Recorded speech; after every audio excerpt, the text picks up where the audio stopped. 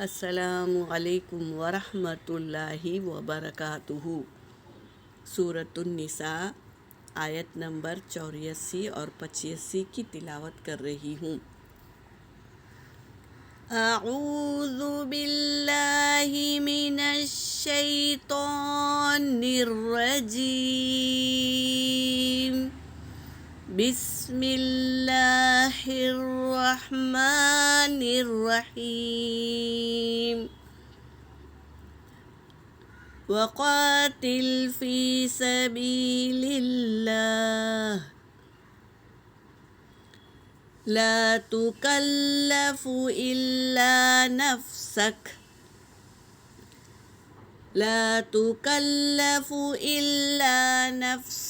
وحرد المؤمنین عسى اللہ ان يكف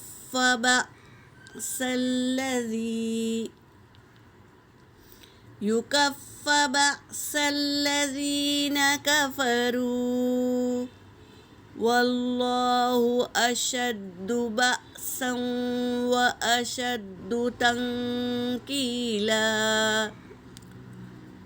من يشفع شفاعة حسنة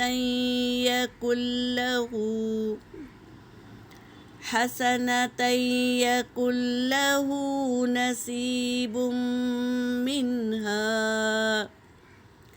ومن يشفع شفاعة سيئة يكن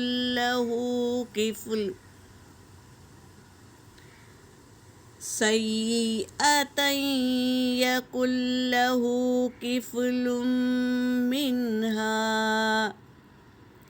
وَكَانَ اللَّهُ عَلَى كُلِّ شَيْءٍ مُقِيتًا۔ صدق اللہ العلی العظیم۔ ترجمہ کر رہی ہوں۔ فا کا مطلب ہے پس یا پھر، فقاتل پس تم لڑو، فی سبیل اللہ اللہ کے راستے میں، کیا کرو؟ لڑو، جنگ لڑو۔ لا تکلفو نہیں آپ کو مکلف بنایا، الا نفسک سوائے آپ کی نفس کو، وحرد المؤمنین اور کیا ہے؟ ابھاریے، حرز یعنی ابھارنا، ابھاریے مومنوں کو، یعنی اللہ کے راستے میں لڑنے کے لیے ابھاریے مومنوں کو۔ عسى اللہ قریب ہے کہ اللہ ان یکفّا روک دے، بأس الذی تکلیف کو ان لوگوں کی جنہوں نے کفروا کفر کیا، واللہ اور اللہ اشد بأسا زیادہ سخت ہے طاقت میں، واشد تنکیلا اور زیادہ سخت ہے تنکیلا عبرتناک سزا دینے میں۔